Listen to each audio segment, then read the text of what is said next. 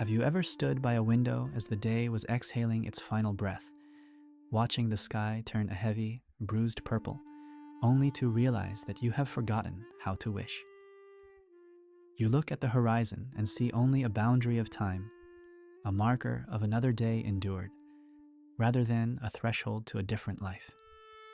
You remember a version of yourself that once vibrated with a specific kind of hunger, a person who owned a collection of one-day scenarios and a heart that raced at the thought of a future unfolding.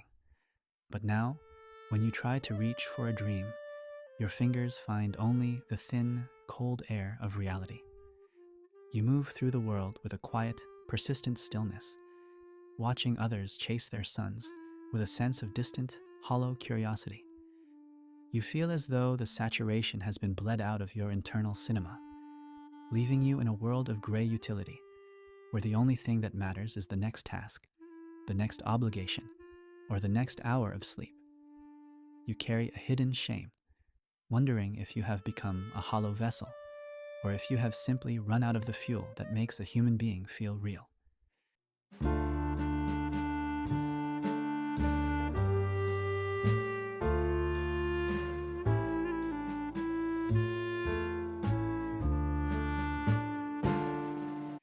You are sitting on the edge of your bed in the blue, clinical light of pre-dawn, listening to the house settle into its floorboards. You hear the distant, muffled sound of a car passing by, and you realize that the stranger driving probably has a destination, a reason, or a hope that pulls them through the dark. But here, in your private sanctuary of silence, the very concept of a dream feels like a heavy, ornate garment you are far too exhausted to wear. You aren't avoiding your potential. You are shielding yourself from the sheer, bone-deep fatigue of wanting. The world demands that you be constantly becoming, but your body is begging for the right to simply exist. In this stillness, the absence of a dream is not a void to be filled. It is a weight you have learned to balance so you don't collapse. You look at the person you used to be, the dreamer, as if they were a naive traveler from a country you can no longer find on a map, someone who didn't yet know how much it costs to hope for things that never arrive. The world often looks at your stillness and labels it as a lack of drive, a sign of failure, or a spiritual vacuum. We live in a society obsessed with the hustle, the vision board, and the relentless pursuit of more. When you stop participating in that race, the world assumes you have broken down or that you lack the courage to compete. They treat your lack of appetite for the future as a character flaw or a symptom of a mind that has lost its way. They are wrong. This is not a defect of your spirit. It is a profound act of self-preservation. When you stop dreaming, it is because your heart has reached its maximum capacity for unrequited longing. This state of being is not a sign that you are empty, but a testament to the fact that you have survived a long, grueling journey. A journey that required you to shed the weight of expectation just to keep your heart beating. You are not hollow, you are not lazy, and you are not the only one who finds the horizon terrifyingly blank. You are not a person who has lost their soul. You are a person whose soul has retreated to a high, safe peak to wait out a storm that has lasted a lifetime. We invite you now to enter the cool shadows of this sanctuary. Put down the heavy burden of trying to be inspired, and let the pressure to find a purpose melt into the floor. Welcome to Tea Psychology. In this space, we do not see your lack of dreams as something to be fixed. We see it as a necessary hibernation. We are not here to motivate you or to tell you that anything is possible. We are here to understand why your body felt it was no longer safe to want things. We are here to validate the long, hard road you have walked and to honor the stillness that has kept you alive.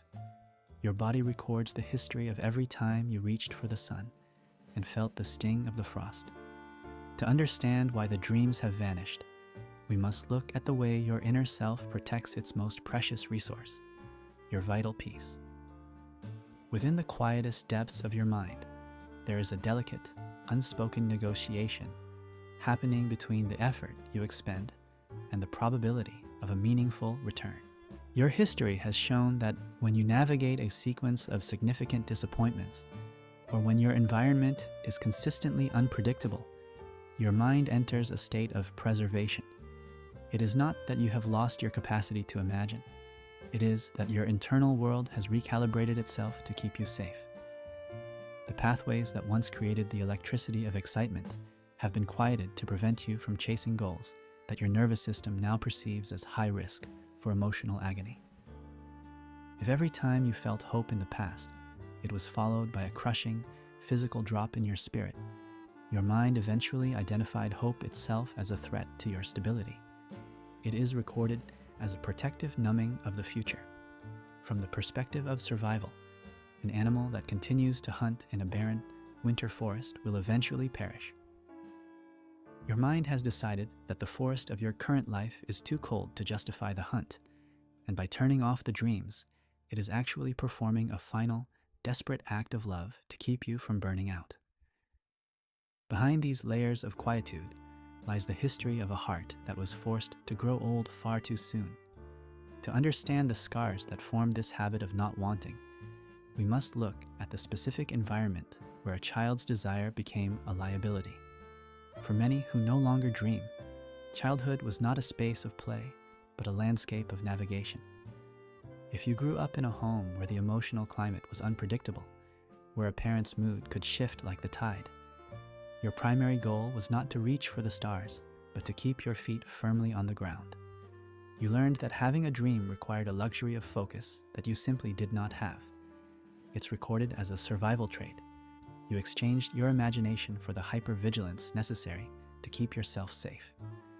Your body remembers the specific sting of having your early enthusiasms met with indifference or, worse, with the weight of someone else's pain. Perhaps every time you shared a hope, you were reminded of the family's lack of money, or your caregiver's lack of energy, or the general impossibility of your silly ideas. You learned that your dreams were a burden to those you loved, or that they were targets for those who wished to keep you small. Over time, you didn't just stop sharing your dreams, you stopped having them. You realized that it was safer to expect nothing than to live in the agonizing suspense of a promise that would eventually be broken. This is the origin of the stillness you feel today. It is the result of a child deciding that the only way to avoid the crushing weight of disappointment was to stop reaching altogether. The weight of this history is felt now as a profound sense of detachment. You have experienced, endured, and tasted suffering that taught you the future is not a place of reward, but a place of potential ambush. Even now, in your adult life, when things begin to go well, you might feel a sharp spike of anxiety rather than joy. This is because your nervous system associates looking up with falling down. You are still living by the rules of a house you no longer inhabit, operating on a map where every path toward a dream is marked with a warning sign. You carry the exhaustion of someone who has spent decades bracing for an impact that has already happened, and your lack of dreams is the only way your mind knows how to maintain the brace. The cost of continuing this habit is a life that feels like it is being lived in a waiting room. Because you have disconnected from your desires to protect yourself from pain, you have inadvertently disconnected from the vitality that makes life feel worth the effort.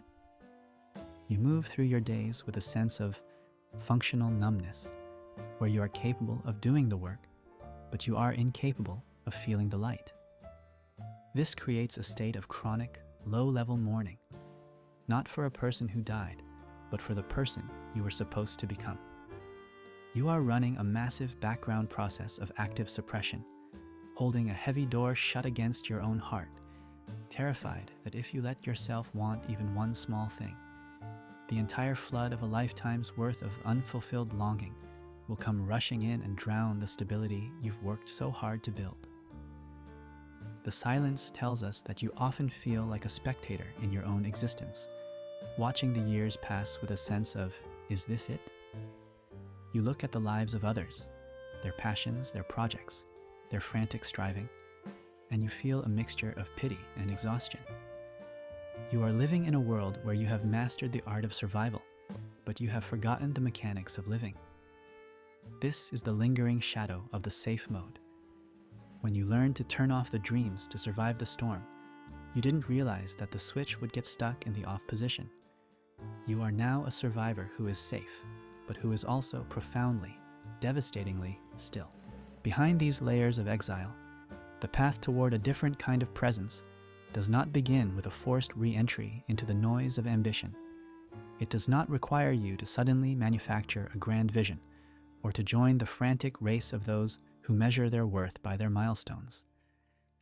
The first movement of healing is the radical act of acknowledging that your stillness was a gesture of mercy toward yourself. It was the only way you knew how to protect the flickering embers of your spirit from being completely extinguished by a world that asked for more than you had to give. Your body records the relief when you finally tell yourself, I am allowed to stop wanting. I am allowed to just be. When you stop fighting the silence, you stop the internal war that has been draining your very last reserves. Integration happens when we stop looking for a destination and start looking at the ground beneath our feet. You do not need to recover your grand dreams to feel the pulse of life again. You can begin to bridge the gap by becoming a witness to the tiny, immediate hungers of the present moment. Perhaps it is the way the cold water feels in your throat, the texture of a soft fabric against your skin, or the specific way the wind moves the trees outside your window. These are not dreams. They are anchors. By validating these small sensations, you are teaching your nervous system that it is safe to feel again without the threat of a looming disappointment. You are practicing the art of being a person who can exist in the light without having to achieve anything in it. We invite you to view your life not as a broken story, but as a garden in its winter season. A garden without flowers is not dead. It is gathering the strength to endure. You do not need to see the bloom to know that the earth is still there. You can begin to build a new kind of continuity by focusing on the person you are today, the one who has survived every no and every not yet that the world threw at you. What is one thing that feels gentle to you right now? What is one small comfort you can grant yourself today? Every time you choose a moment of peace over a moment of pressure, you are reclaiming a part of yourself that was lost to the struggle. You are moving from being a victim of your past disappointments to being the guardian of your current peace. Your body records the moment you begin to feel safe enough to exist in the now without the constant surveillance of the what if. Self-compassion is the quiet warmth that thaws the frozen horizon. Can you look at the dreamer you used to be and offer them a soft, silent thank you? Thank them for their passion, but also thank the version of you who stepped in and turned off the lights when the world became too bright to bear. You do not need to be a visionary to be valuable. When you offer kindness to your own exhaustion today, that kindness travels backward through the years, reaching the child who learned that wanting was a danger. The silence tells us that you are not a hollow shell. You are a complete, profound being who simply had to go quiet to survive a difficult terrain. You are like a forest that has gone dormant to protect its roots from a deep frost, yet the life within you remains untainted. You are the consciousness that endured the winter, and that consciousness is whole, vibrant, and worthy of every bit of rest it requires. You are not your lack of dreams. You are the resilience that made your survival possible. You have done so well to get here. You have carried enough. Now, it is time to let yourself be loved, exactly as you are, in the stillness. As you prepare to leave this quiet sanctuary, stay connected with us here. Subscribing to Tea Psychology is a small symbolic gesture of commitment to your own peace. It is a way to remind your nervous system that it no longer has to perform or pretend to be inspired to have a place here. We are here to walk beside you through the quiet, providing a space where being is always more important than becoming. If you know someone else who is wandering through a gray world, wondering where their spark went, please share this mirror with them. So many people are drowning in the shame of their stillness, never realizing that their lack of dreams is actually a masterpiece of survival. By sharing this, you are giving them the permission to stop striving and start breathing again. Leave a comment below with the word peace. Let it be your anchor in the present. We do not need your plans or your goals to know your value. We only need to know that you are here, in this moment, safely occupying your own life. Let this be a gathering of those who are honoring their hibernation, showing the world that a quiet heart is still a living heart. The silence of the room is now yours to keep. As you look in the mirror tomorrow morning, don't look for the spark of the person you used to be. Look at the eyes of the survivor who is standing there now. The long winter is yours to navigate at your own pace. You have survived, and you are finally, safely, allowed to be exactly who you are, right here, right now. Stay gentle with your heart. We will be here for you in the next quiet space. Thank you for being part of Tea Psychology.